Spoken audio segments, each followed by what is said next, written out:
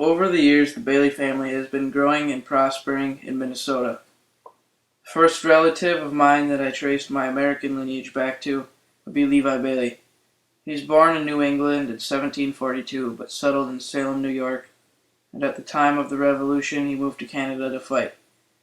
The Baileys lived in Canada until Levi Bailey had his first son, who married Eleanor McCain of Highland Scott descent. They gave birth to two sons named John Vincent Henry and Levi Bailey. After these sons were born, the family moved to St. Louis, Missouri for a while before traveling to Mississippi until they landed in what is now known as Red Rock, Minnesota.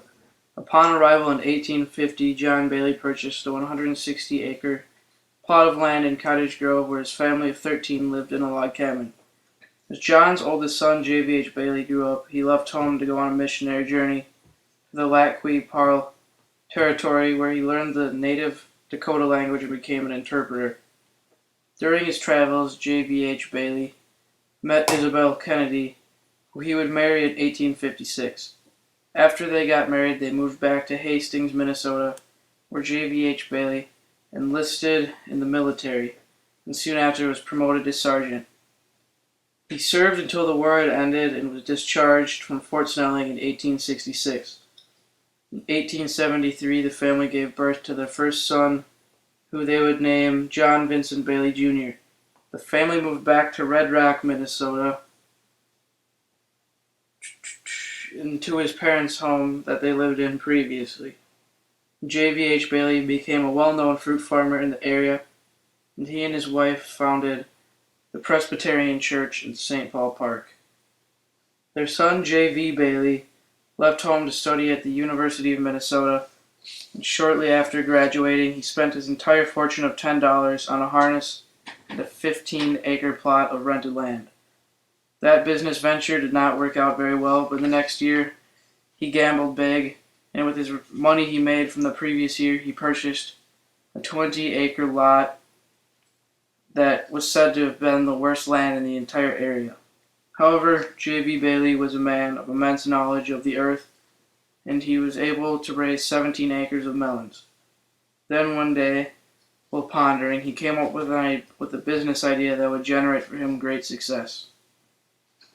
J.V. Bailey understood that the first melons of the season got the best price at the markets, so he came up with his own greenhouse system that allowed him to grow the melons through the winter so that he could have them at the market months before any other farmer did.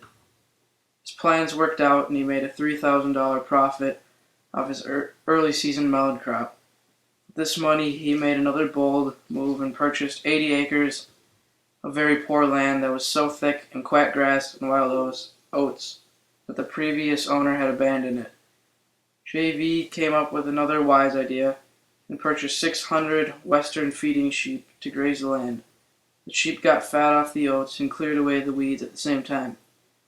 He was able to turn the land into very fertile soil.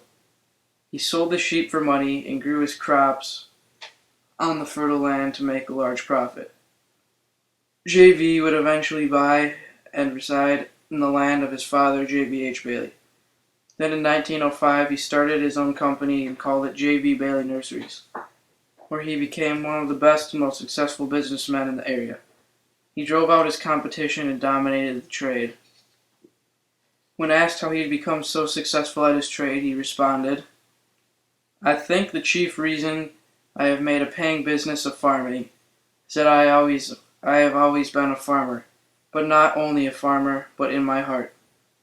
Over the years, J.V. and his son, Gordon Bailey Sr., who would have been my great-grandpa, worked in the business together until Gordon Bailey Sr.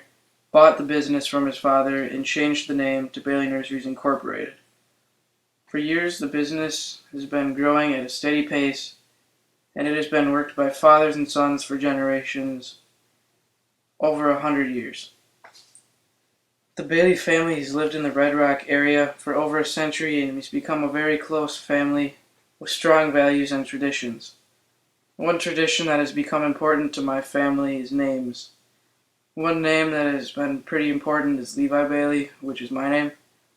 And that's because the first Levi Bailey we trace our name back to was Levi Bailey, who was born in the 1700s.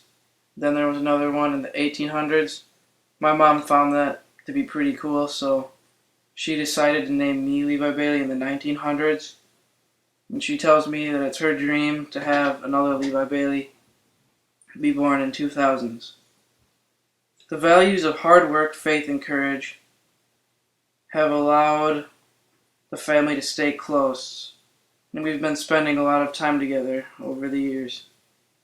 I have been fortunate enough to work with my grandpa, and he has shared a lot of his thoughts and values to me. And he tells me that it's very fortunate to be able to work with his family. And he's a man of great faith, goes to church a lot, and he's got great courage. And his father had great courage, and J.V. Bailey had great courage. Gambling, all he had.